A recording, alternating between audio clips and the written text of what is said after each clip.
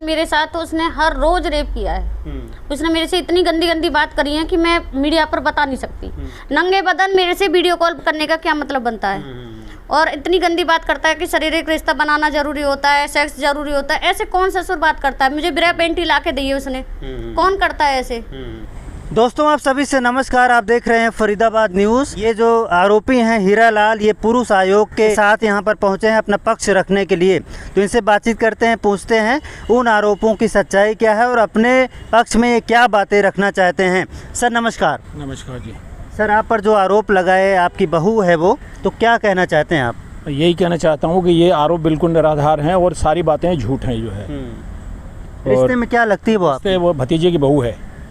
वो एक वीडियो भी दिखाती है, कहती है वीडियो में कुछ आपने उससे बातचीत की है। हाँ। और कहती है मेरे ससुर जी ने मुझे ब्रा पैंटी ला कर दी, मेरे साथ वीडियो कॉल की जिसमें निर्वस्त्र हो गए, ऐसे ऐसे आरोप लगा रही है। हाँ नहीं, वो सब गलत हैं और ये इनका प्लान था, उस प्लानिंग के तहत किया है इन्होंने जो भी कुछ किया है। जो मेरा उसमें कोई भी रोल नहीं है किसी भी तरह का। और मेरे छोटे भाई को मरे हुए 10 साल हो गए। 10 साल से मैं उनकी जो है सेवा कर रहा हूँ हर तरीके से, जो पैसे से, धेले से, हर तरीके से जो।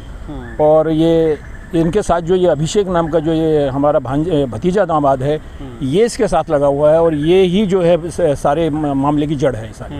तो महिला जो आरोप लगा रही है उसका बार बार रेप हुआ, लंबे समय तक यौन शोषण हुआ और कह रही मेरी बेटी का भी यौन शोषण हुआ, उसकी अलग रिपोर्ट है और महिला की अलग रिपोर्ट है। तो पुलिस ने रिपोर्ट क्यों दर्ज की जब आरोप झूठे हैं? तो अब ये तो मैं नहीं कह सकता कि पुलिस ने क्यों झूठी रिपोर्ट दर्ज की है, लेकिन वो उसने ये झूठे ही आरोप लगाए हैं। वो तो मेरी पोती है। उस पोती जो कानून लेडीज़ के लिए ऐसे बने हैं कि वो जो है पुलिस वालों को तो ये दर्ज करनी पड़ती है रिपोर्ट, लेकिन कोई भी तरह का इस तरह का सबूत उनके पास नहीं है जिससे वो ये साबित कर सके कि मैंने उनके साथ कुछ ऐसा कार्य किया है।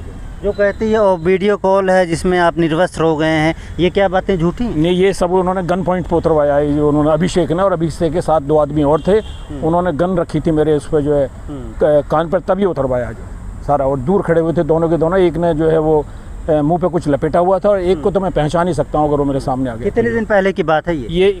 21 अप्रैल 2023।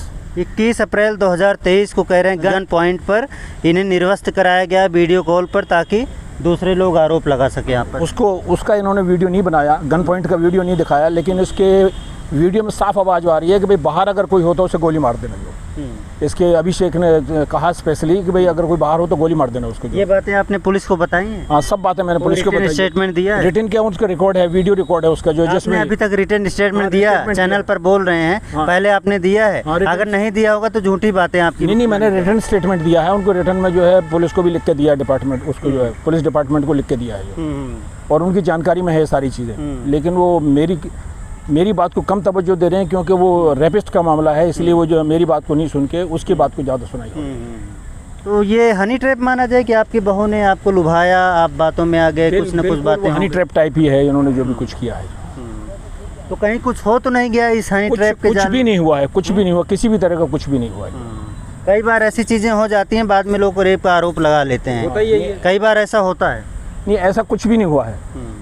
ना कोई रेप का मामला है, ना किसी भी तरह का कुछ मामला है ही नहीं। है तो इन्होंने बनाया है जानबूझ के, बिना महिला की मर्जी के। भैया क्या कहना चाहते हैं? नरेश जी क्या कहना चाहते हैं? दोस्त मैं तो ये चाहता हूँ कि अगर ये रेपिस्ट हैं, कानून साबित करता है, क्योंकि कानून ही साबित करेगा। अब आप कहो जी मैंने इल्ज़ाम लगाया, मैं तो भगवान बन गया।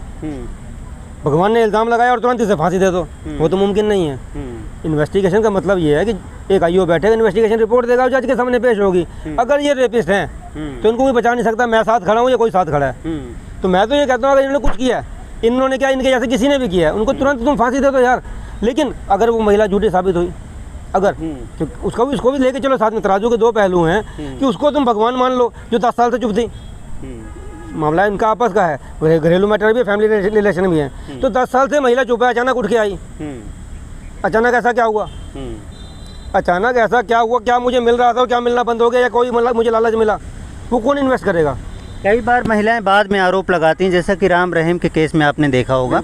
बाद में आरोप लगाए गए, चिट्ठी दी गई और चिट्ठी के आधार पर इन्वेस्टिगेशन हुई, सीबीआई ने इन्वेस्टिगेशन की और उसके आधार पर उनको कन्विक्शन हुई और जेल भेजे गए। हो सकता है ये भी ऐसा मामला हो? ऐसा मामला अगर है तो पहले तो ये कानून में थोड़ा संशोधन होना चाहिए कि 10 साल तो मैं घूम रहा हूँ किसी के साथ, 10 साल बाद वो अचानक रेप हो जाता है। 10 साल पहले यार, आज मुझे बुरा लग रहा है, कल बुरा लग रहा है, कोई मुझे पकड़ रहा है। पहली बात तो महिला की मर्जी के बगैर किसी को तुम छू के दिखा दो, बिना सहमति के कोई छू ही नहीं सकता। रेप तो बहुत दूर की बात है। कभी आप घूमते फिरते किसी को ऐसे हाथ लगा के दिखा दो, तुरंत अंदर जाओगे यार। और 10 साल तक कोई मुझे बिना मर्जी के छू रहा है। और आज मुझे याद आ रहा है वो रेप हो रहा था। फिर वो रेप नहीं होता दोस्त, उसको लिव इन कहते हैं, कोई और रिलेशन कुछ भी बोल दो।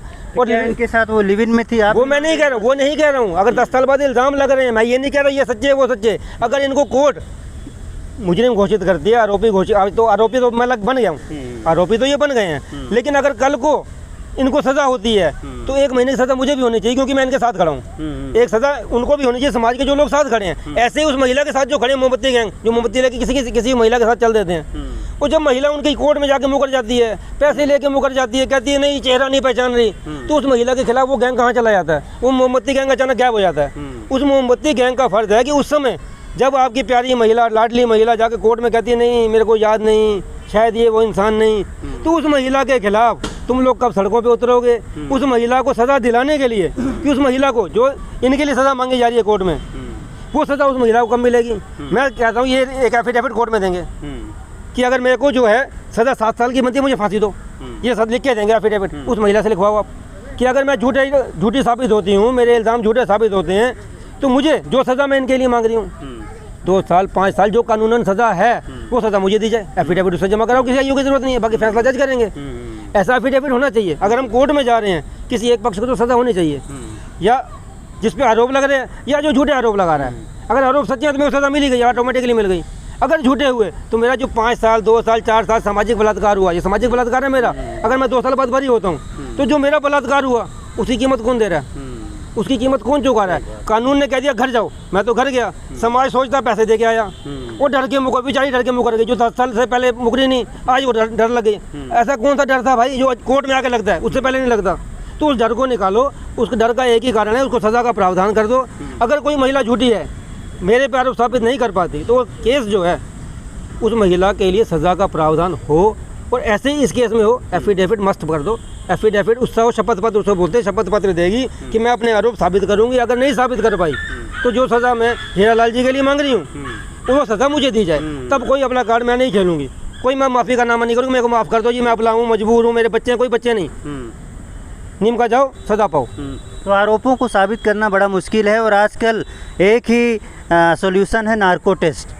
नार्को टेस्ट में ही जो है कबूलनामा होता है कि रेप हुआ है या नहीं। तो इनका भी होना चाहिए, उसका भी होना चाहिए। जैसे ब्रिजभूषण जी ने यहाँ कर दी, सेम केस है, वो बड़े लेवल पे छोटे लेवल पे है। वहाँ भी पोस्को है, ब्रिजभूषण जी को खिलाफ सारे इल्ज़ाम लगे। वो भी 10 साल पुराना केस है, कल्पना कर लो।